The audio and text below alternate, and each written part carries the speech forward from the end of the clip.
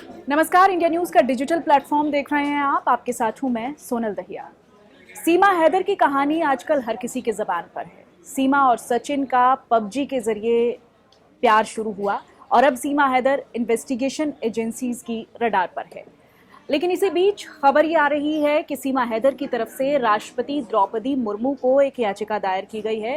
वो चाहती हैं कि उनको भारत की नागरिकता मिले।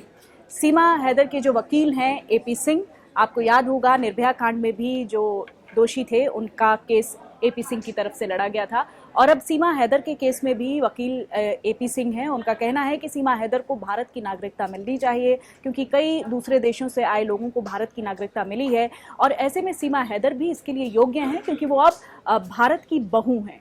तो सीमा हैदर को लेकर अलग अलग इन्वेस्टिगेशंस से अब चीज़ें धीरे धीरे क्लियर होंगी, क्योंकि अभी तक जो जानकारी सामने आ रही है उसमें बताया जा रहा है कि सीमा हैदर की तरफ से कुछ बयान बदले जा रहे हैं और सीमा की कहानी जो है वो थोड़ा विरोधाभास की स्थिति पैदा करती है। और साथ ही इस पूरे मामले में कुछ कानूनी एंगल भी हैं। क्या सीमा हैदर को भारत की नागरिकता मिलती है? क्या सीमा भारत का हिस्सा बनती हैं? क्योंकि सीमा हैदर लगातार ये बात कह रही हैं कि वो पाकिस्तान नहीं जाना चाहती। अगर वो पाकिस्तान जाएंगी तो उन्हें मार दिया जाएगा। वो चाहती हैं कि वो भारत में ही रहें और अगर वो पाकिस्तान जाती हैं तो फिर उनकी अर्थी पाकिस्तान जाएगी। ये बात सीमा हैदर की तरफ से कही गई है।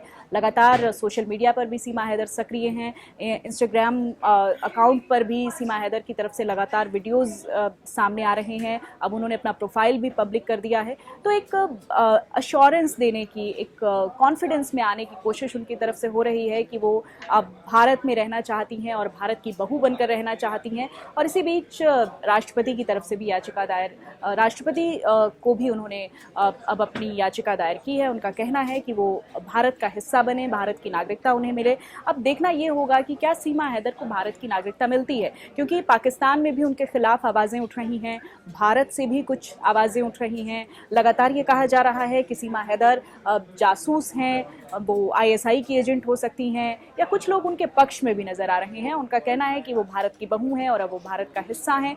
तो ये प्रतिक्रियाओं का दौर जारी है। सीमा हैदर के पक्ष और विपक्ष दोनों में ही बातें सामने आ रही हैं और सीमा हैदर जो बातें कर रही हैं उनमें कुछ विरोधाभास की स्थिति भी है और कुछ बातें ऐसी भी हैं जो कहीं ना कहीं कन्विंसिंग भी नजर आ रही हैं। आपको बता दें कि नेपाल के रास्ते से सीमा हैदर भारत आई हैं, अपने 4 बच्चों को लेकर भारत आई हैं और उनके जो मोबाइल हैं उनको जब्त कर लिया गया है। लगातार इन्वेस्टिगेशन चल रही है। उनके पास अलग अलग पासपोर्ट्स मिले हैं और कुछ उनकी ऐसी डॉक्यूमेंट्स भी सामने आए हैं जिनमें उनकी उम्र अलग अलग दिखाई दे रही है।